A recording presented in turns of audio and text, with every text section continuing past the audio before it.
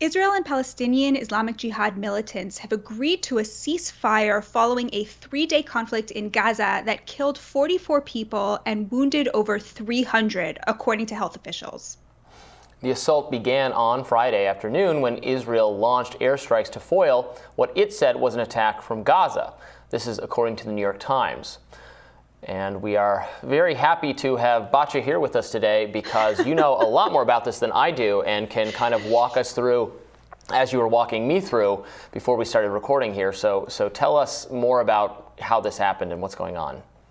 So this sort of event seems to have started on August 1st, which was when Israel arrested Bassem al-Saadi, who is the head of the West Bank division of Palestinian Islamic Jihad, which is an Iran-backed terrorist organization that mostly operates out of Gaza, but has been growing in influence in the West Bank.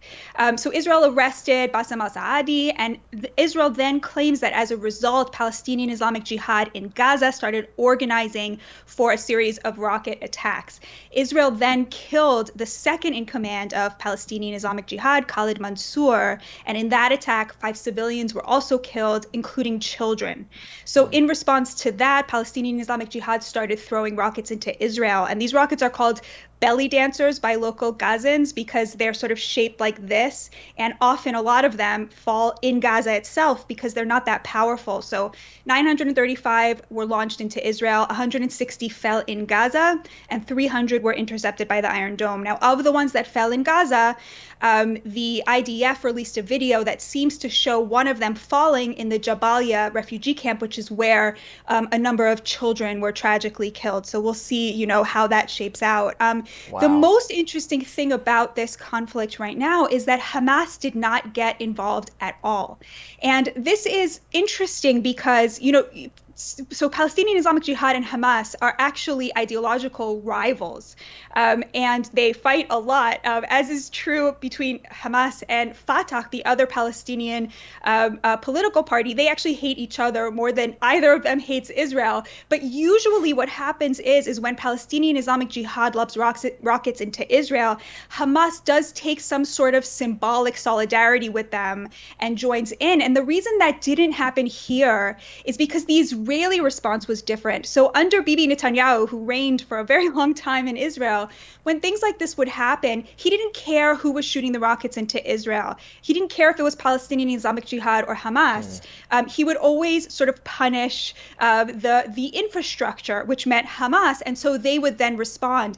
And this time, Israel was very, very careful not to harm the infrastructure, meaning it was very careful not to give Hamas an excuse to join in, which it didn't. And many are saying that this could potentially signal a new relationship that's much better. Israel's been giving about 12,000 work permits to Palestinians in Gaza, which are a lifeline because Gazans live under this very punishing blockade, the vast majority living in poverty with no hope for the future, no jobs. So those work permits are a real lifeline between Israel and Hamas. And it's just very interesting that both sides didn't want to, disturb the ceasefire that was holding there and the cooperation that's working there. So it is a very interesting turn of events. And obviously, thank God for the ceasefire.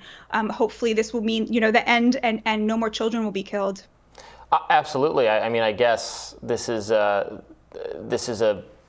more easily wound down conflict than some flare-ups of this we've seen in the past. Do you know why the figure who was arrested was arrested now? Had they been, after him for a while and he'd been in hiding, something like that, or they're just putting together a case, or do you know what prompted that?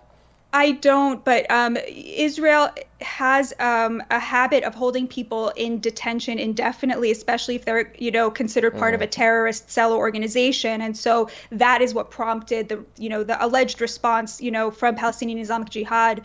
Another really interesting aspect to this is, last year during that conflagration between Hamas and Israel, it became very clear that the Abraham Accords had really changed the layout in the Middle East. So the Abraham Accords were the peace deal between Israel and Bahrain and Israel and the UAE that were negotiated by the Trump administration. And it became very clear that these Gulf Arab nations that used to stand up for Hamas and the Palestinians and used to show up for them whenever there was conflagrations with Israel were not going to be doing that anymore. And so the landscape has really changed.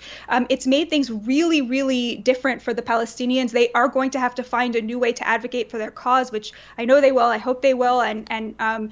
But at the same time, what we're seeing now is the downstream effects of that, both on Hamas and on Palestinian Islamic Jihad. 1,000 rockets. Who knows what's left in their arsenal? Not a lot. Well, and especially if the rockets end up killing other Palestinians as well. So it's a shame. Yeah. It's sad whoever ends up being killed. We don't want anyone killed in this conflict. And, so many people want equal treatment and equal rights and better conditions for the Palestinians as well, for the, right to have their own homeland and own government and all that, without this constant fighting that often results in people getting killed, I think on both sides, but many Palestinians because they have less capability to be tactical in what they're doing. So good, I guess, that this was more constrained, although still children dying in the strike initially, right? That Israel made that prompted the tragic.